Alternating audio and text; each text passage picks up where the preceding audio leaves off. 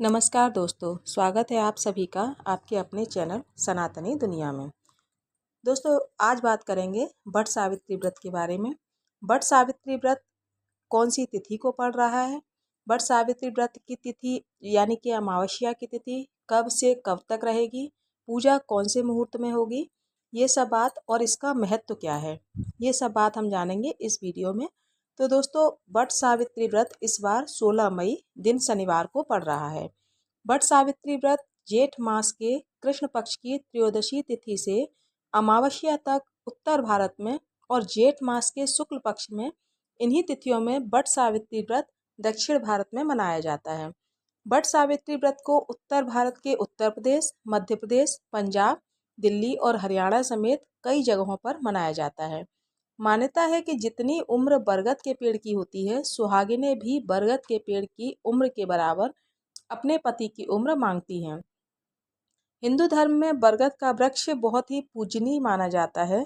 शास्त्रों के अनुसार इस वृक्ष में सभी देवी देवताओं का निवास होता है। इस वृक्ष की पूजा करने से अखंड सौभाग्य की प्राप्ति होती है।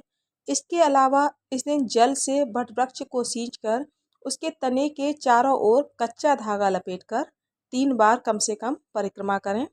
वट सावित्री व्रत के दिन महिलाएं व्रत रखकर वट वृक्ष के पास जाकर धूप, दीप, नैवेद्य आदि से पूजा करती हैं। साथ ही रोली और अक्षत चढ़ाकर वट वृक्ष पर कलावा बांधती हैं और हाथ जोड़कर वट वृक्ष की परिक्रमा करती हैं। वहीं अमावस्या पर स्नान, दान, पितरों की पूजा और धन प्राप्ति के भी खास उपाय किए जाते हैं।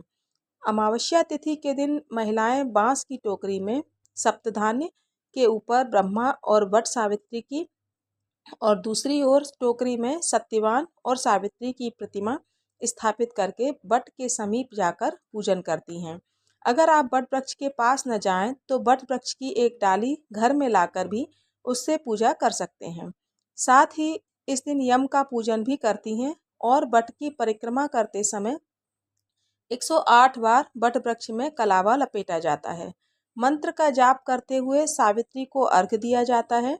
वहीं सौभाग्य पिटारी और पूजा सामग्री किसी योग्य को दे दी जाती है।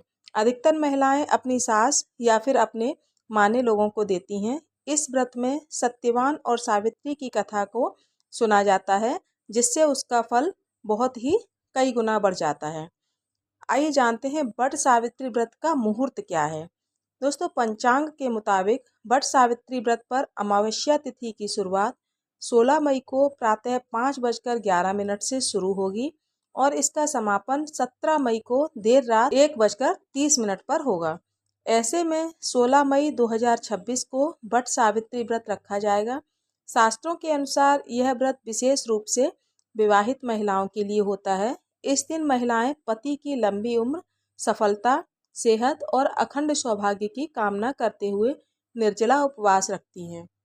इसके प्रभाव से रिश्तों में प्रेम, विश्वास और खुशियां आती हैं। अब जानते हैं कि वट सावित्री व्रत पर बनने वाले शुभ योग कौन कौन से हैं। दोस्तों, पंचांग के अनुसार 16 मई को शनि जयंती के साथ शनिश्चरी अमावस्या का भी विशेष योग बन रहा है, जिससे यह दिन दोगुना फलदायी हो गया है। शनि अमावस्या पर व्रत और शनिदेव की पूजा का विशेष महत्व होता है, इसीलिए इस बार का संयोग भक्तों के लिए अत्यंत शुभ माना जा रहा है।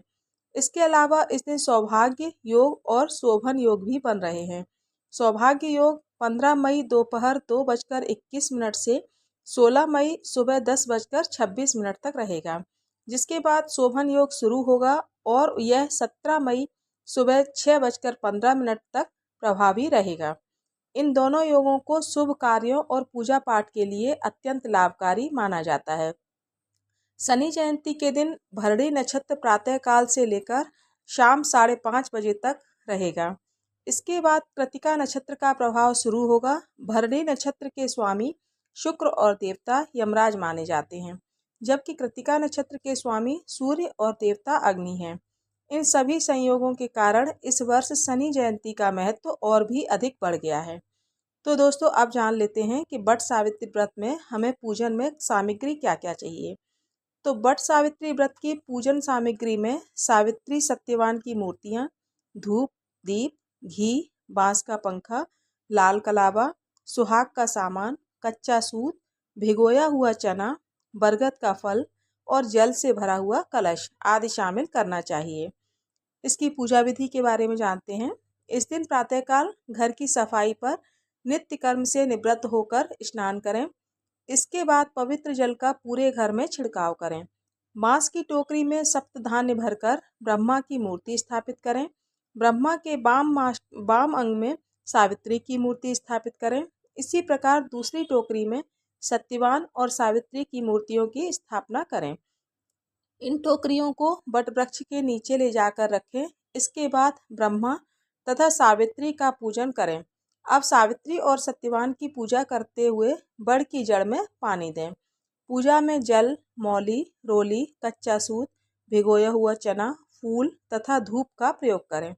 जल से वट वृक्ष को सींचकर उसके तने के चारों ओर कच्चा धागा लपेटकर 3 बार, 7 बार या 21 बार परिक्रमा करें।